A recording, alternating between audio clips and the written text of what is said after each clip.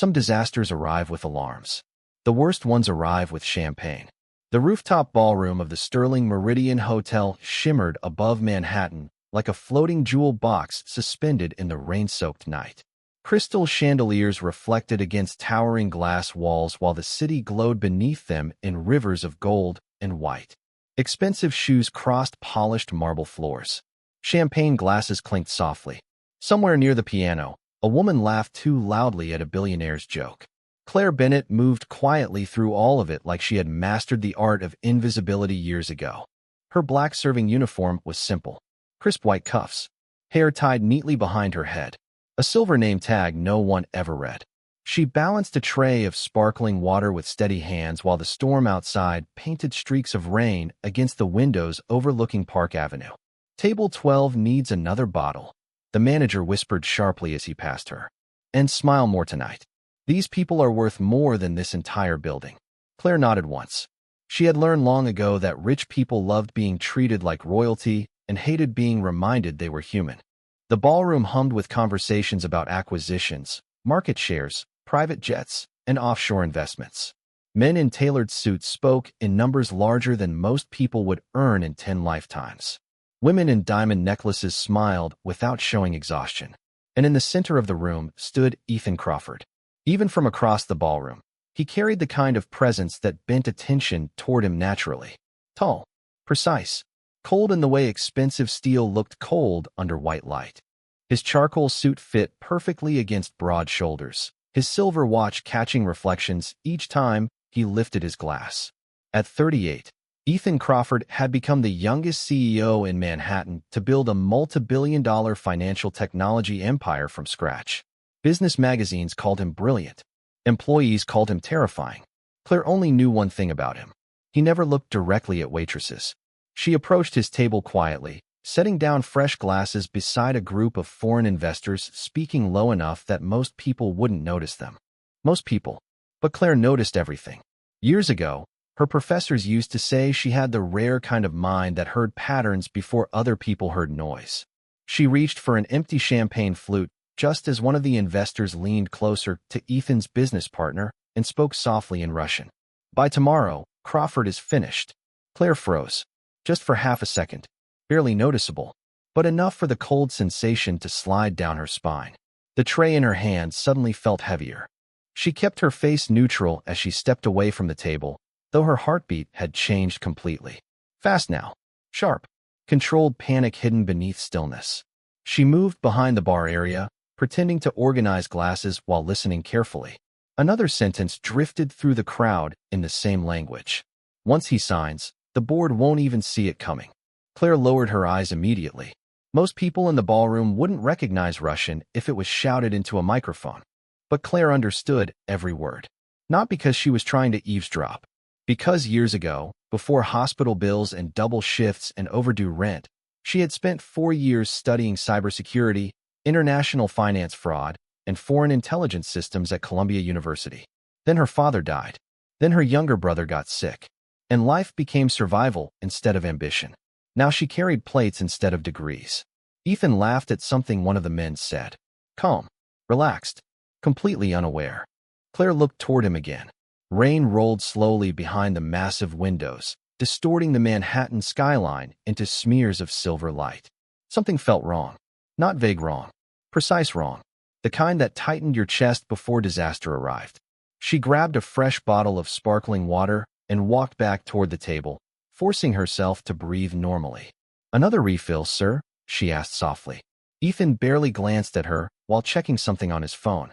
"Leave it there." His voice was distracted. Impatient. Claire set the bottle down carefully, but before she stepped away, one of the Russian investors spoke again.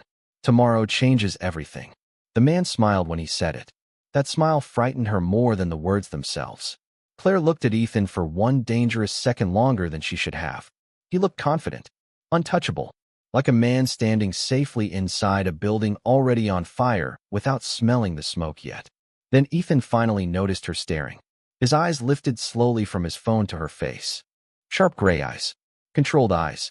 "Something wrong?" he asked flatly. Claire hesitated. Every instinct told her to stay quiet. People like Ethan Crawford didn't listen to women holding serving trays, especially not women warning them about billion-dollar mistakes. But another memory surfaced instead. Her father sitting beside her years ago saying softly, "If you see danger coming and stay silent, you become part of it." Claire swallowed carefully. "Be careful who you trust tomorrow," she said quietly. Ethan's expression barely changed. If anything, he looked mildly annoyed now. One of the investors chuckled under his breath. Ethan slid his phone into his pocket slowly. "Excuse me." Claire's fingers tightened slightly around the tray. "I just think," she said carefully, "some deals look safer than they are." Silence settled over the table for a moment. Tiny.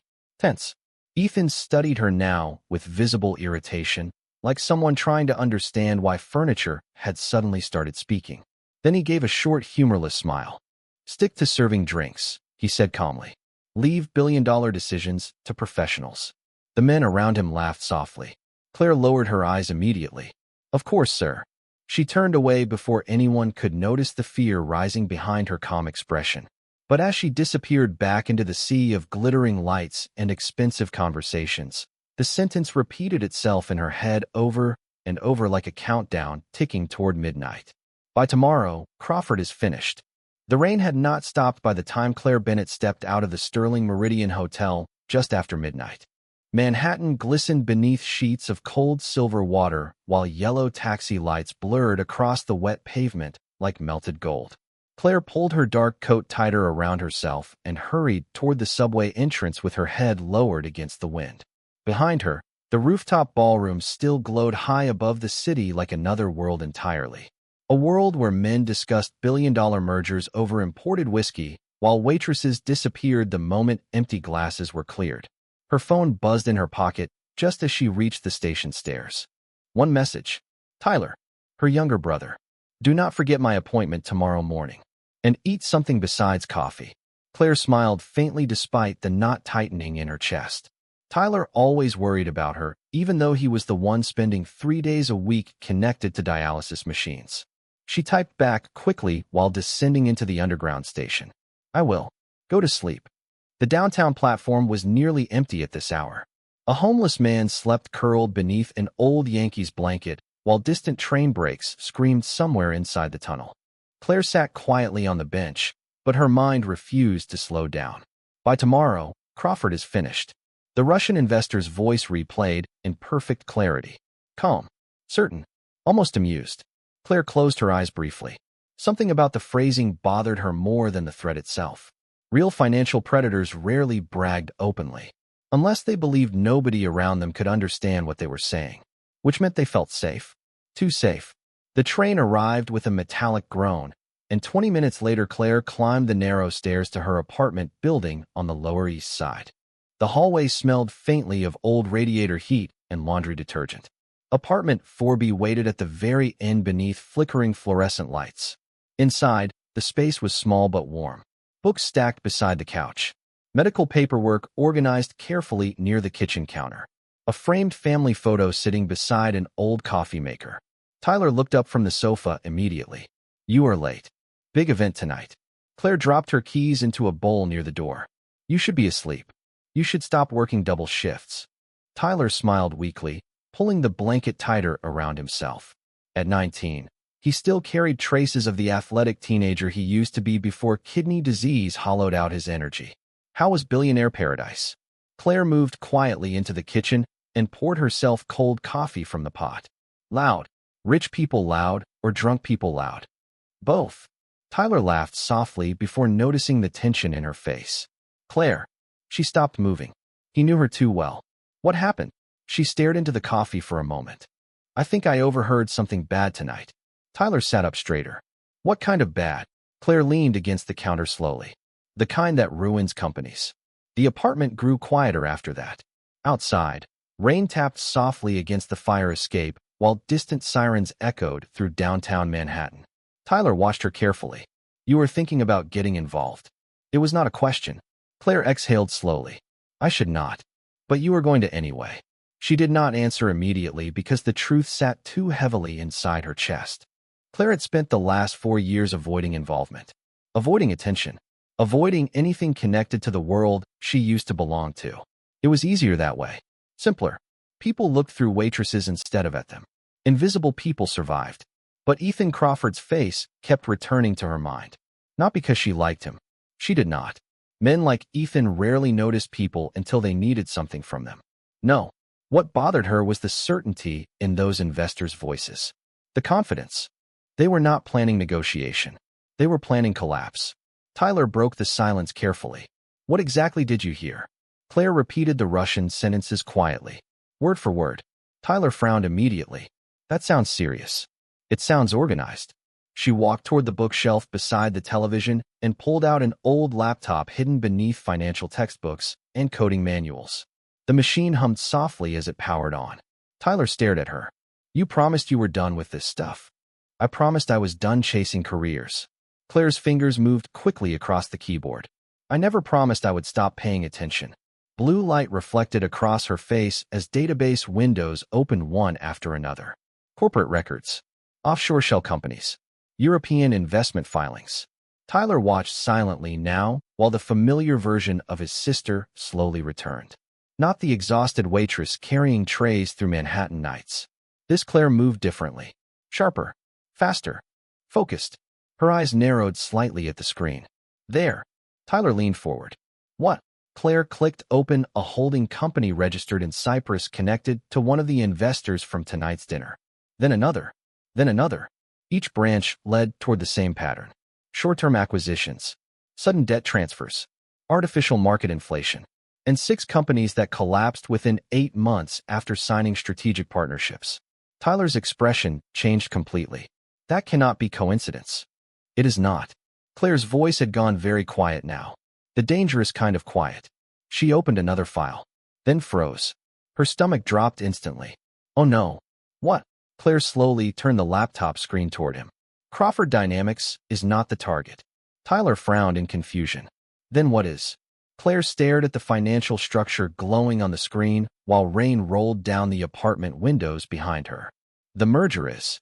She swallowed carefully. If Ethan signs tomorrow, they can legally transfer the debt exposure into his company before regulators notice. Tyler looked horrified. How much? Claire's eyes moved across the projected numbers once more. Then she answered softly. Enough to erase everything he built. The digital clock on Claire Bennett's laptop read 3:17 in the morning when she finally leaned back from the screen. Her eyes burned from hours of tracing hidden financial structures across offshore accounts and shell corporations designed so carefully they almost looked legitimate. Almost. Rain still whispered against the apartment windows while the rest of Manhattan slept beneath low clouds and fading taxi lights.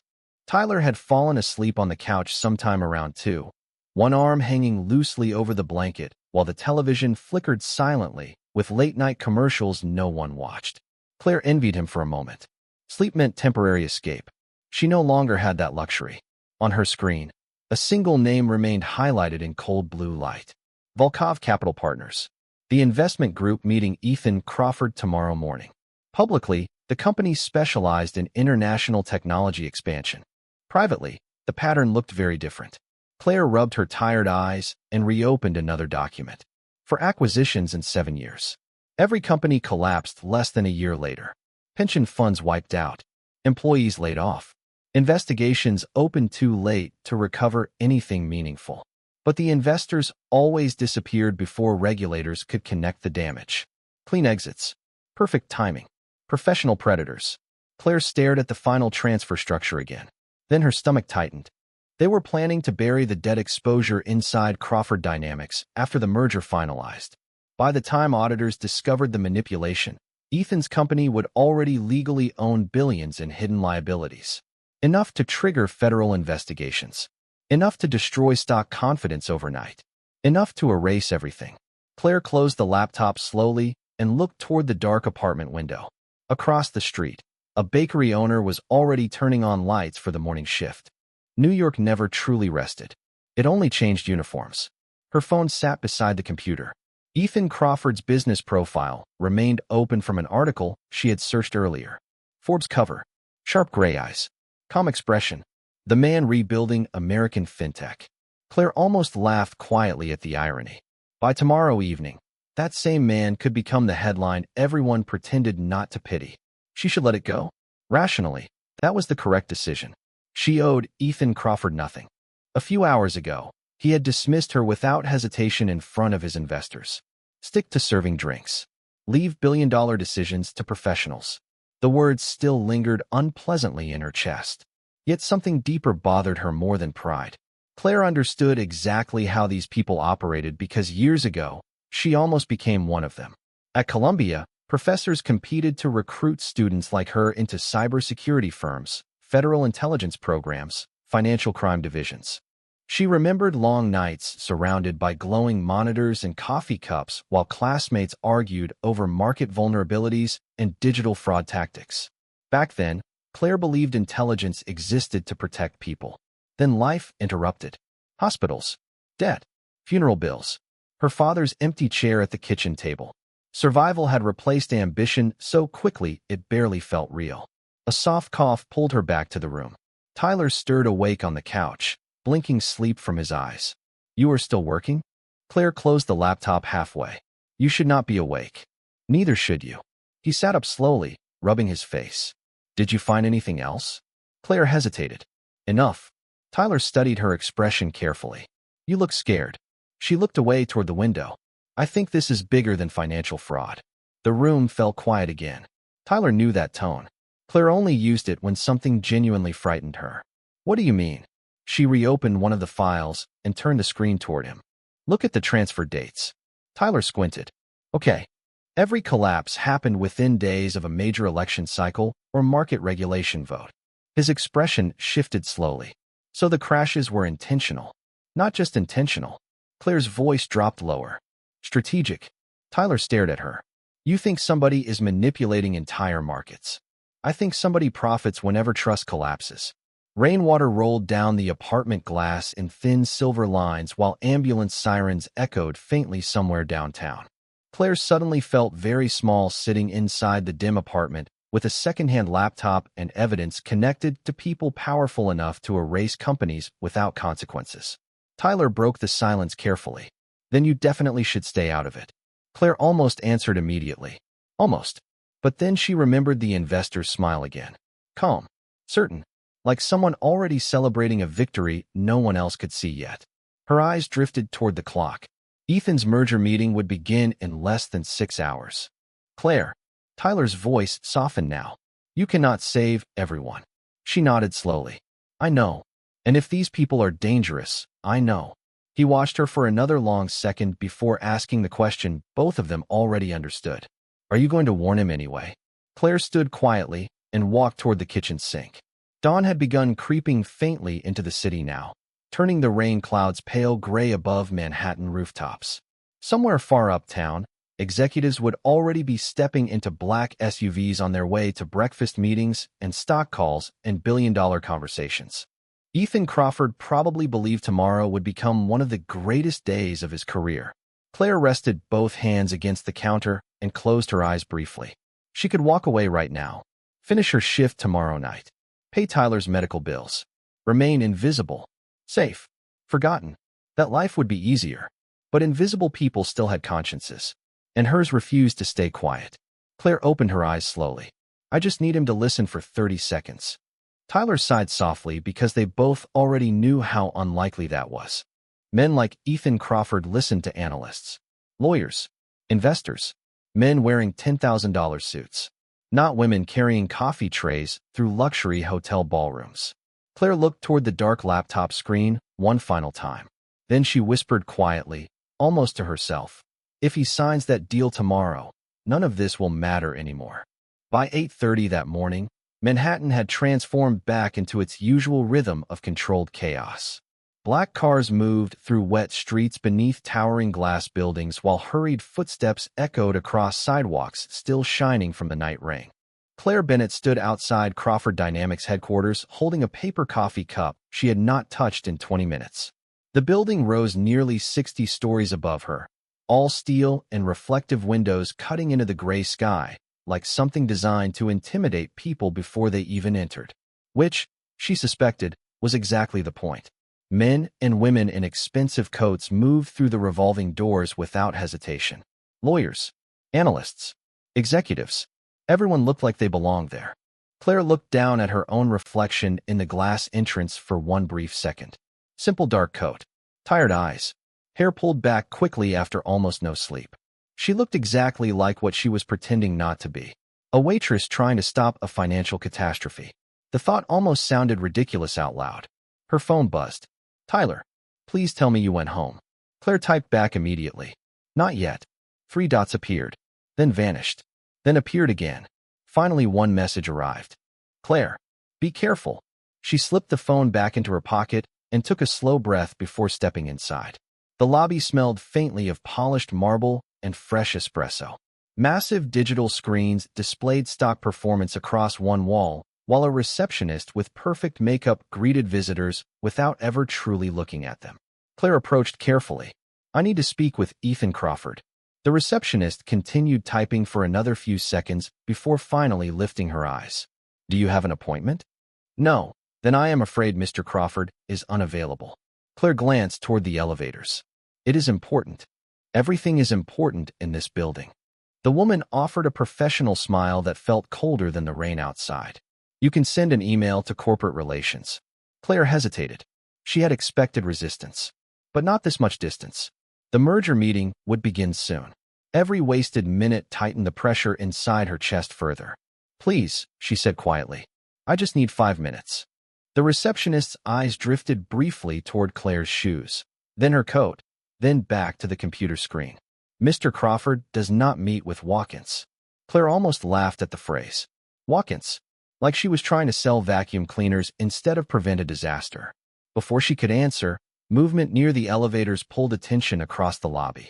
4 executives stepped out surrounded by assistants carrying tablets and coffee trays. Ethan Crawford walked at the center of them all. Gray suit today, dark tie, calm expression sharpened by focus and lack of sleep. Even moving through the crowded lobby, he somehow carried the atmosphere of someone permanently separated from everyone around him. Claire's heartbeat immediately quickened. This was her chance. She moved before she could lose courage. Mr. Crawford. Ethan barely slowed. One assistant stepped slightly between them automatically. Sir, keep moving. Claire ignored him. Please. You need to hear me. Ethan glanced toward her briefly. Recognition flickered faintly across his face. The waitress from the hotel. Then indifference returned just as quickly. Not now. His voice remained smooth. Controlled. Claire stepped forward again despite the assistant's visible irritation. The merger today is a setup. That made Ethan stop. Not fully. Just enough for silence to shift through the lobby around them. Executives exchanged confused looks. Ethan turned slowly toward her now, gray eyes narrowing slightly. Excuse me. Claire swallowed carefully. Every instinct told her to leave, but she forced herself to continue. The investors from Volkov Capital are hiding debt transfers through offshore entities. If you sign the merger, Crawford Dynamics becomes legally responsible for everything. Ethan stared at her for one unreadable second, then another. Claire could almost see the calculation happening behind his eyes. Not belief. Assessment. Determining whether she was unstable, confused, or simply attention-seeking. Finally, he spoke. How exactly would a hotel waitress know anything about international mergers? The question landed softly, but the humiliation behind it burned anyway. Several executives nearby lowered their eyes awkwardly. Claire kept her voice steady. Because I researched the companies involved. Ethan gave the smallest exhale through his nose. Almost amusement. You researched them? Yes. Overnight? Yes. And now you believe you understand a multi-billion-dollar acquisition better than my legal team. Claire tightened her fingers around the untouched coffee cup. I think your legal team is looking at the numbers they were shown. Ethan stepped closer now. Not aggressive. Just cold enough to make the air feel thinner. And you think you discovered something nobody else noticed. I know I did. For the first time, irritation sharpened visibly across his expression. People nearby had begun pretending not to listen while clearly listening to every word. Ethan noticed it too. His jaw tightened slightly. Miss Bennett. Miss Bennett. His tone turned dangerously polite. I appreciate your concern, but this company employs some of the best financial analysts in the country. I am not going to delay an international merger because a waitress spent one night reading conspiracy theories online. The words hit harder than Claire expected. Not because they were cruel, because they were dismissive. Absolute. She opened her mouth to argue again, but Ethan had already turned away. Sir, the board is waiting upstairs, one executive reminded him quietly. Ethan nodded once before looking back at Claire one final time. Go home. Then he walked toward the elevators without another word. The silver doors closed around him moments later. And just like that, he was gone. Claire remained standing in the center of the marble lobby while the building returned to motion around her. Assistants rushed past. Phones rang. Elevator lights blinked quietly overhead. Nobody looked at her anymore. She lowered her eyes slowly toward the coffee cup, still trembling slightly in her hands. Then she noticed something she had almost missed during the conversation. One of Ethan's executives had reacted the moment she mentioned offshore debt transfers. Not confusion. Recognition. Very brief. Very controlled. But real. Claire looked toward the elevators again, a cold sensation creeping slowly through her chest. Ethan Crawford was not the only person in danger upstairs. Claire Bennett stepped back onto the rain-dark sidewalk outside Crawford Dynamics, feeling colder than she had an hour earlier. Not because of the weather. Because of the look on Ethan Crawford's face before the elevator doors closed. Calm dismissal. Absolute certainty. Men like Ethan built entire empires believing confidence could control outcomes. And maybe most of the time, it did. But confidence had a dangerous weakness. It stopped listening right before disaster arrived. Traffic rolled past in long streams of silver water and headlights while Claire stood motionless beneath the towering building. Around her, Manhattan moved without pause. Delivery trucks blocked intersections. Brokers shouted into phones while crossing streets. Somewhere nearby, a saxophone player performed beneath a subway entrance, as if the entire city was not balancing constantly between ambition and collapse. Claire looked up once more toward the 60-story glass tower. Ethan was upstairs right now, preparing to sign away control of his company to people who already knew how the story would end. Her phone buzzed sharply. Tyler, tell me you left. Claire typed back slowly. He did not listen. A few seconds passed before another message appeared. Then come home. Claire stared at the words, but did not move. Something still felt unfinished. That reaction from Ethan's executive kept replaying in her mind. The flicker of recognition when she mentioned offshore debt transfers. Tiny, controlled, but unmistakable. Someone upstairs already knew there was risk. Maybe not the full truth, but enough to feel afraid. Claire exhaled slowly and crossed the street toward a small coffee shop directly facing Crawford Dynamics headquarters. The morning rush crowded the narrow space with exhausted office workers and finance interns clutching laptops like life preservers. Claire ordered black coffee and chose a seat near the front window where she could still see the entrance across the street. Then she opened her laptop again. The screen glowed pale blue beneath the soft jazz music playing overhead. Claire pulled up every public filing connected to Volkov Capital and Crawford Dynamics simultaneously. Side by side, patterns emerged faster now. Shared law firms. Duplicate transfer pathways. Delayed reporting schedules. The architecture of the fraud looked elegant in the same way expensive traps often did. Built carefully enough that most people would admire the structure before realizing it was dangerous. Claire's fingers paused suddenly above the keyboard. One name appeared repeatedly across multiple filings. Daniel Mercer, Crawford Dynamics Chief Financial Officer. Her stomach tightened immediately. Mercer had been standing beside Ethan in the lobby earlier. Tall, controlled, expensive navy suit. And the same man whose expression shifted when she mentioned hidden debt exposure. Claire clicked deeper into archived records. 3 years ago, Mercer briefly worked with a consulting firm connected to one of Volkov Capital's subsidiaries. The relationship officially ended after 11 months. Unofficially, several financial transfer authorizations still carried Mercer's digital approval signature long after his departure. Claire leaned back slowly in her chair. Oh God. The words escaped quietly before she realized she spoke aloud.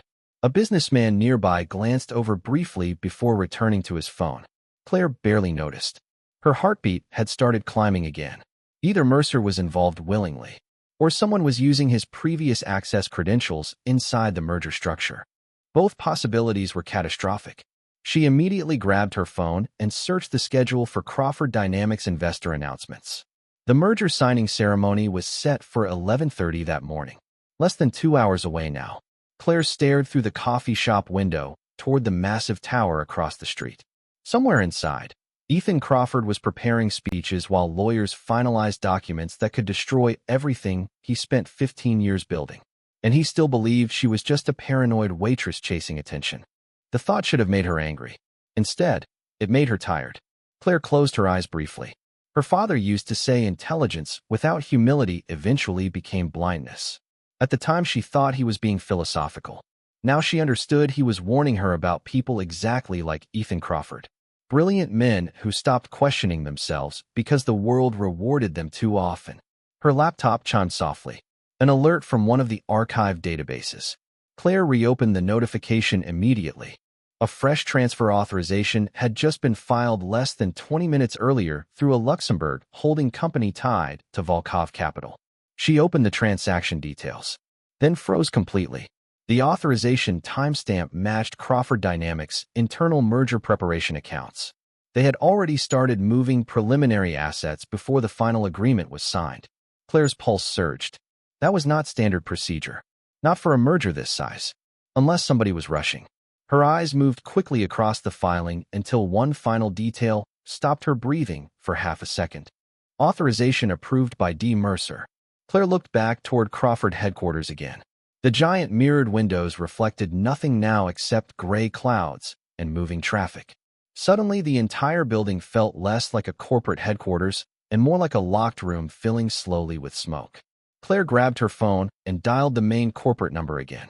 After 3 transfers and 8 minutes on hold, a calm assistant answered. Office of Ethan Crawford. I need to speak with him immediately. Mr. Crawford is preparing for a board meeting. It is about Daniel Mercer. Silence. Tiny, but noticeable. The assistant's tone shifted slightly afterward. Who is calling? Claire hesitated only 1 second. Tell him it is the waitress from the hotel. Another pause followed. Longer this time. Claire could hear muffled office movement in the background. Then the assistant returned. Mr. Crawford is unavailable. Claire closed her eyes slowly. Please just tell him Mercer authorized transfers through Volkov entities this morning. More silence. Then the assistant answered carefully. I will pass along the message. The line disconnected. Claire lowered the phone without moving. Outside the coffee shop window, a black sedan pulled up in front of Crawford Dynamics.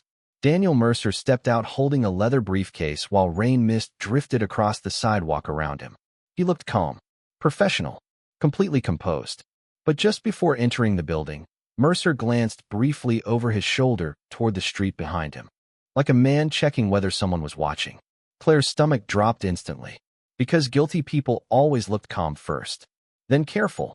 At 11:15 that morning, the 48th floor of Crawford Dynamics looked less like a corporate office and more like the center of a financial empire preparing for coronation.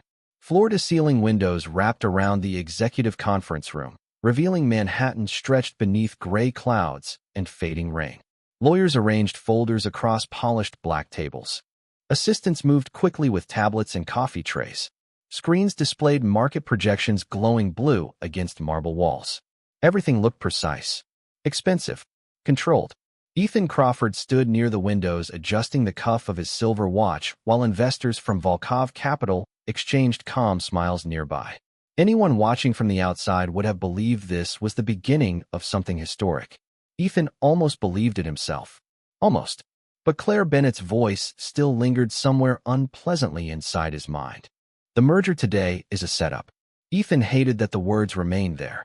He hated even more that he had checked the preliminary numbers twice after returning upstairs. Nothing looked wrong. Every audit cleared. Every legal review confirmed compliance. Yet something small continued pressing against the edge of his instincts. He turned slightly toward Daniel Mercer across the room. You reviewed the Luxembourg transfers this morning? Mercer looked up immediately from his tablet. Smooth. Confident. Routine asset positioning before the merger finalizes. Ethan studied him for half a second longer. Mercer had worked beside him for 6 years. Reliable. Precise. The kind of executive who solved problems before they became visible. Ethan trusted him more than almost anyone inside the company. Still, Claire's warning had forced a question into the room that had not existed yesterday. Mercer noticed the hesitation. Is something bothering you? Ethan glanced toward the rain-covered skyline outside. A waitress accused us of financial fraud this morning. One of the investors laughed softly nearby. Mercer smiled politely. And now you are reconsidering a multi-billion-dollar merger because of a hotel employee? Ethan almost smiled back. Almost. No. But even he heard the uncertainty buried beneath the word. Before Mercer could answer, the conference room doors opened again. Claire Bennett stepped inside. Every conversation stopped instantly. Silence moved through the room so suddenly it almost felt physical. Claire stood just inside the doorway wearing the same dark coat from earlier, her hair slightly damp from the rain outside. She looked completely out of place among the tailored suits and polished marble, which made her presence somehow impossible to ignore. One assistant moved toward her immediately. Miss, this floor is restricted. Claire never looked away from Ethan. I know. Ethan's jaw tightened slightly. How did you get up here? One of your analysts let me through after I mentioned Daniel Mercer's name. Across the room, Mercer's expression remained calm. Too calm. Ethan stepped forward slowly. This is not the place for whatever game you are playing. Claire's eyes hardened slightly at the word game. I wish it was a game. Several executives exchanged uncomfortable glances. The Russian investors remained quiet now, watching carefully. Claire reached into her bag and placed a flash drive onto the conference table between them. Tiny, black, almost harmless looking. Everything is on there. Ethan did not touch it. What exactly am I supposed to be looking at? Claire took one slow breath. Every shell company tied to Volkov Capital. Every hidden debt structure. Every offshore transfer connected to your merger. Mercer finally spoke for the first time since she entered. This is absurd. His tone remained perfectly measured. Do you have any idea how illegal corporate espionage accusations are? Claire turned toward him calmly. Do you? The room went quieter. Ethan noticed something then. Mercer's fingers tightening slightly around the edge of his tablet. Tiny movement. Barely visible. But real. Claire looked back toward Ethan. You asked earlier how a waitress could understand international mergers. Her voice stayed soft. Controlled. Because before life changed, this was my world too. Ethan studied her face now with sharper attention than before. No panic. No desperation. No performance. Just exhaustion and certainty. Claire continued quietly. The Luxembourg transfers started moving 6 hours before the merger finalized. That alone violates standard acquisition protocols. Mercer stepped forward immediately. Preliminary positioning happens all the time. Not through inactive subsidiaries connected to prior financial collapse investigations. Mercer's expression flickered. Just briefly. Ethan caught it this time. So did two lawyers standing near the far end of the table. Claire pointed toward the flash drive. Open the file labeled Mercer Authorizations. Ethan looked toward his chief financial officer slowly. Mercer forced a small laugh. You are seriously entertaining this? Claire answered before Ethan could. You should be asking why he is nervous. The room shifted again after that. Subtle. Dangerous. Executives stopped pretending this was ridiculous. Investors stopped smiling. One lawyer quietly opened his laptop. Ethan stared at the flash drive for a long moment, then finally picked it up. Mercer's voice sharpened slightly for the first time all morning. Ethan. Ethan ignored him and handed the drive to the nearest analyst. Put it on the screen. The analyst hesitated only briefly before inserting the drive into the conference system. Blue light flickered across the massive monitor at the front of the room. Files appeared instantly. Transfer records. Offshore account chains. Timestamp authorizations. Corporate ownership maps stretching across Cyprus, Luxembourg, and the Cayman Islands. The room fell completely silent. Ethan stepped closer to the screen slowly. His expression changed with each file opening. Calm certainty fading piece by piece beneath cold realization. Claire watched without speaking while one transaction after another connected directly back to Volkov Capital. Then the analyst opened the final folder. Mercer Authorizations. Digital approval signatures appeared across the screen beside multi-million-dollar transfer schedules hidden inside inactive merger structures. Ethan turned toward Mercer immediately. Tell me this is fake. Mercer's face had gone pale now beneath the conference room lighting. Ethan, listen to me carefully. Tell me. The room felt suddenly smaller. Heavier. Mercer looked toward the Russian investors instinctively before answering.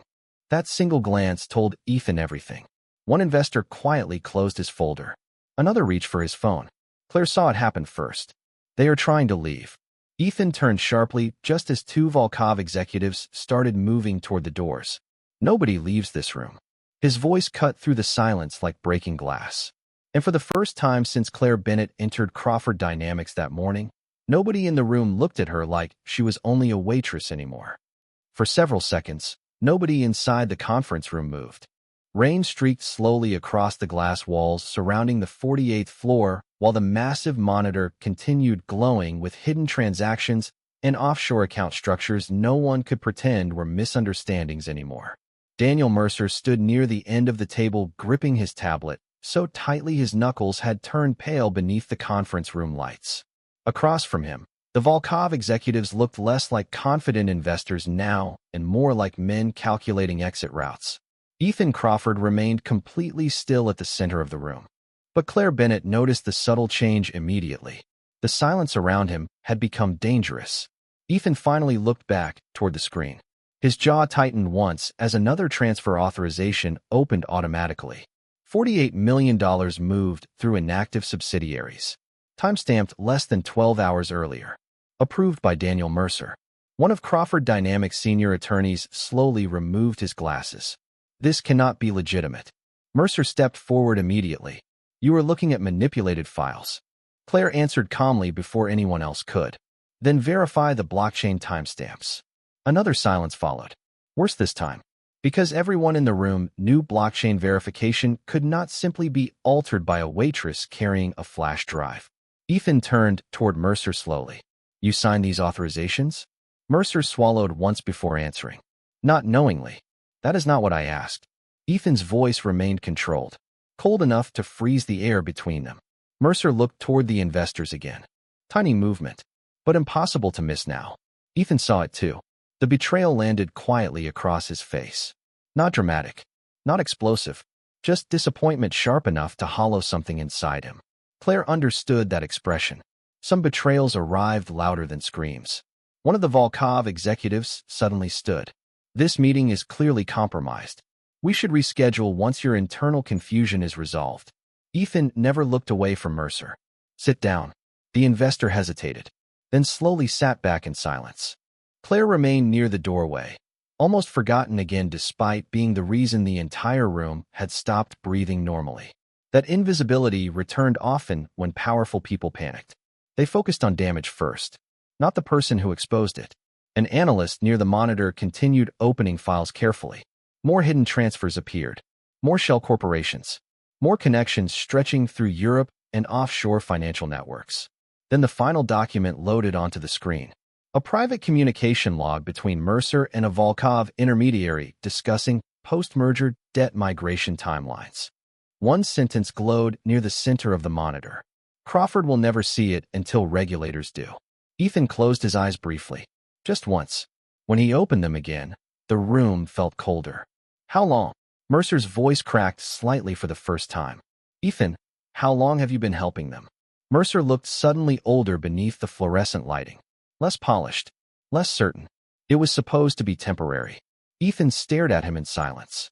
They approached me 2 years ago, after the market correction. Mercer's shoulders sagged slightly now. They promised it would never affect Crawford Dynamics directly. One of the attorneys whispered something under his breath that sounded almost like disbelief. Mercer continued quickly, desperation replacing composure now. I only approved preliminary transfers.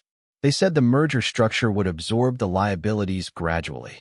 Nobody was supposed to lose everything. Claire looked away toward the rain outside the windows. She had heard versions of that sentence before.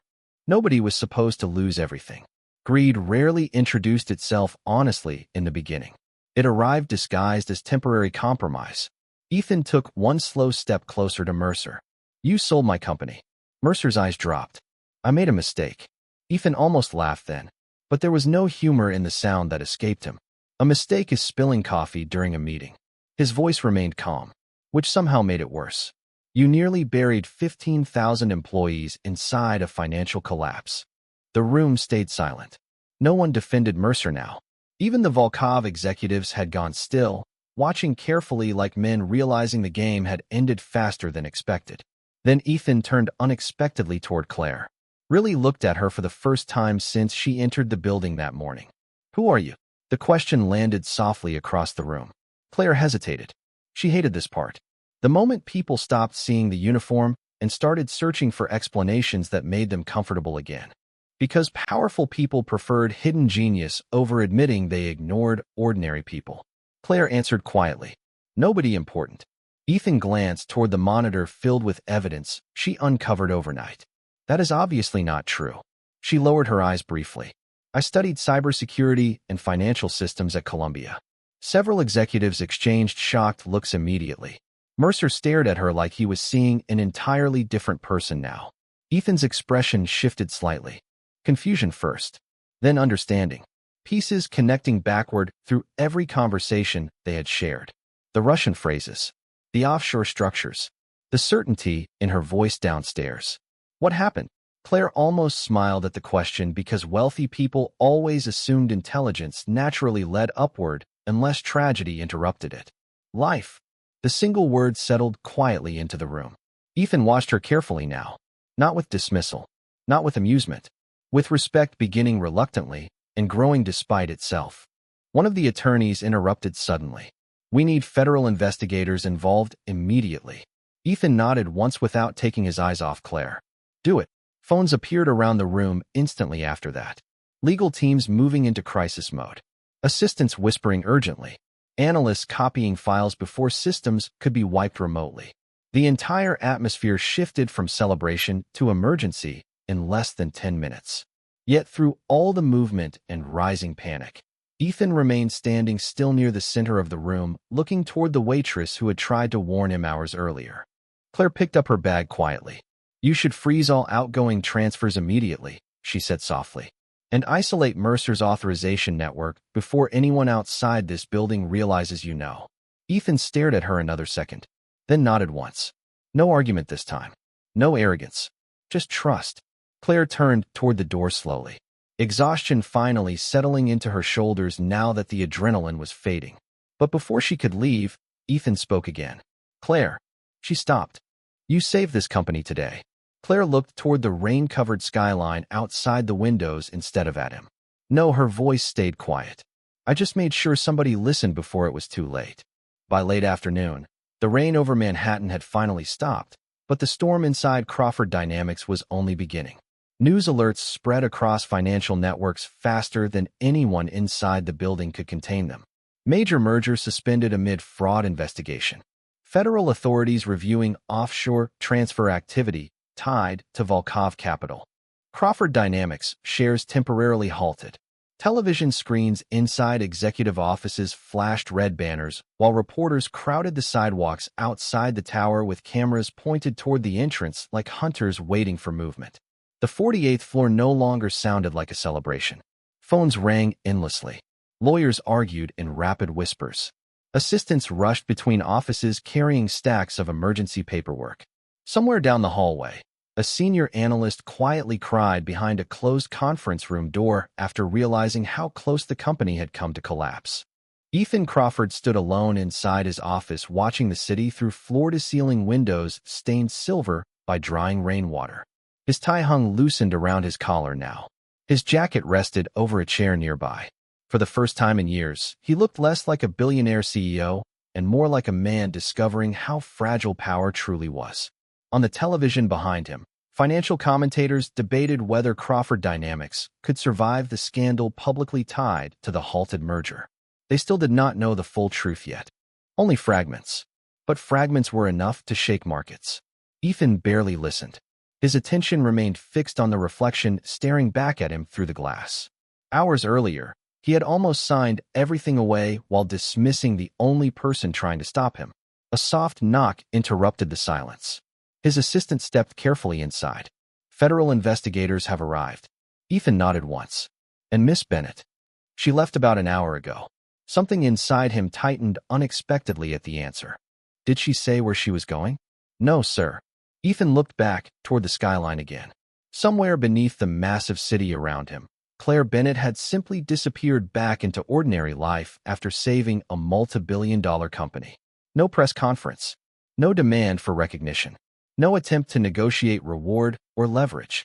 Just quiet departure. That unsettled Ethan more than the fraud itself. Because in his world, everybody always wanted something. Everybody negotiated value.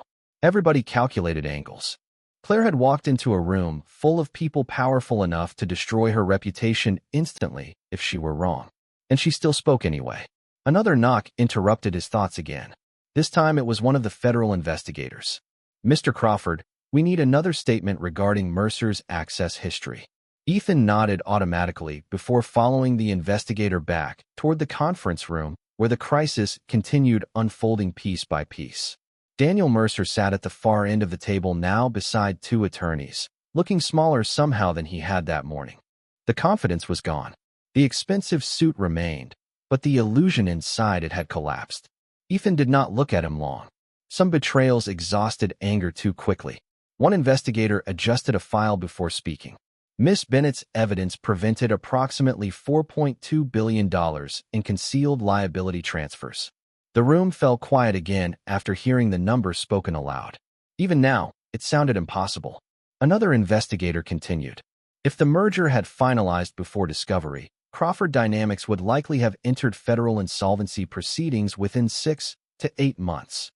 Ethan stared down at the table without answering. 6 hours earlier, he had told Claire to go home. One of the attorneys leaned back slowly. A waitress uncovered what 3 auditing firms missed. Ethan finally looked up. "She is not just a waitress." The words arrived sharper than he intended. But true. Completely true. Silence settled briefly afterward before the meeting continued. More documents. More timelines. More explanations of how close the company had come to financial destruction. Yet through every conversation, Ethan kept hearing Claire's quiet voice inside the lobby downstairs. "Be careful who you trust tomorrow." She had tried to warn him before she had evidence. Before she had proof. Because her instincts saw danger faster than his confidence did. The realization stayed with him long after sunset painted Manhattan gold outside the windows. By 9 that evening, most of the federal teams had finally left the building. The hallways emptied gradually until only exhausted executives remained scattered across dark offices. Ethan loosened his collar again while stepping into the elevator alone for the first time all day. No assistants. No board members. No analysts waiting with reports. Just silence and the faint hum of machinery descending 48 floors toward the lobby. When the elevator doors opened, he noticed the receptionist speaking quietly with security near the front entrance. Their conversation stopped immediately when they saw him. "Long day, Mr. Crawford," the security guard offered carefully. Ethan nodded absently before his eyes caught something resting on the reception counter. A paper coffee cup. Plain black lid. Untouched. "What is that?" The receptionist looked toward it. "Oh, Miss Bennett left it this morning after you went upstairs." Ethan stared at the cup quietly. The same one she held while trying to warn him. Still sitting exactly where she left it nearly 12 hours ago. Something about that hit harder than the flashing news headlines or collapsing merger documents upstairs. Because suddenly he could picture her standing alone in this massive building while nobody listened. A woman carrying truth in one hand and coffee in the other, while powerful men treated her like background noise. Ethan picked up the cup slowly. It had gone completely cold hours ago. He looked toward the dark glass doors leading outside where Manhattan lights shimmered against wet sidewalks and passing traffic. Then he asked quietly, almost to himself, "How many times have I ignored people just because they looked ordinary?" No one answered. The city moved endlessly beyond the windows while Ethan Crawford stood motionless inside the lobby, holding a cold cup of coffee left behind by the woman who had saved his company before anyone else even realized it needed saving. 3 weeks later, Manhattan had already begun pretending the scandal never happened. News cycles moved fast in the city. One financial disaster replaced another before people finished their morning coffee. Crawford Dynamics survived the investigation. Volkov Capital collapsed under federal scrutiny. Daniel Mercer accepted a plea agreement quietly and disappeared from every business headline almost overnight. Analysts called Ethan Crawford lucky. Ethan knew luck had nothing to do with it. The rain returned again on a cold Thursday evening. soft against the glowing streets of Midtown, while yellow cabs drifted through reflections of neon and traffic lights. Inside Aurora Grill, the dinner rush carried on exactly as it always did. Silverware clinked softly. Jazz music floated beneath conversations. Expensive coats hung near the entrance beside dripping umbrellas. And Claire Bennett moved between tables with the same calm precision she always had. Most customers never looked at her long enough to notice the intelligence behind her quiet eyes. Claire preferred it that way. Table 6 needs another bottle, the manager called from across the dining room. Claire nodded automatically while balancing 2 plates across one arm. Life had returned to routine surprisingly fast after Crawford Dynamics. Hospital bills still arrived every week. Tyler still needed treatment 3 times a week. Rent still existed. Reality did not pause simply because extraordinary things happened once. She reached table 6 and stopped for half a second. Ethan Crawford sat alone near the window. No executives. No assistants. No security detail waiting nearby. Just Ethan in a dark wool coat with reins still clinging lightly to his shoulders. Claire recovered immediately. "Good evening." Ethan looked up slowly. For a brief moment, neither of them spoke. The city glowed beyond the rain-streaked windows behind him, while soft piano music drifted through the restaurant. Ethan stood as she approached the table. Claire blinked once in visible surprise. Powerful men did not usually stand up for waitresses. Ethan noticed. "Good evening, Claire." Her name sounded different coming from him now. Careful. Respectful. Claire set down the water glass quietly. "What can I get you tonight?" Ethan almost smiled faintly. "You still talk to me like I am a customer." "You are a customer." "Fair point." He sat back down slowly, studying her for another moment. "How is your brother?" Claire froze slightly. Ethan noticed the reaction immediately. "Your hospital records were mentioned during the federal review." "I apologize if that sounds intrusive." Claire looked down briefly before answering. "He is doing better." "Good." Silence settled gently between them after that. Not uncomfortable, just unfamiliar. Ethan glanced around the restaurant quietly. "You came back." Claire almost laughed softly. "To work?" "After everything." She adjusted the silverware beside the table carefully. "People still need dinner." Ethan watched her hands for a second. Steady. Calm. The same hands that carried coffee trays through crowded restaurants while uncovering financial fraud sophisticated enough to fool entire legal teams. "You could be doing almost anything right now," he said quietly. "Half of Wall Street would hire you tomorrow." Claire gave the smallest shrug. "Maybe." Ethan leaned back slightly. "But..." Claire looked toward the rain outside the windows. "I spent a long time chasing impressive things." Her voice remained soft. "Eventually, I realized survival mattered more." Ethan said nothing for several seconds because he understood that answer more than he wanted to admit.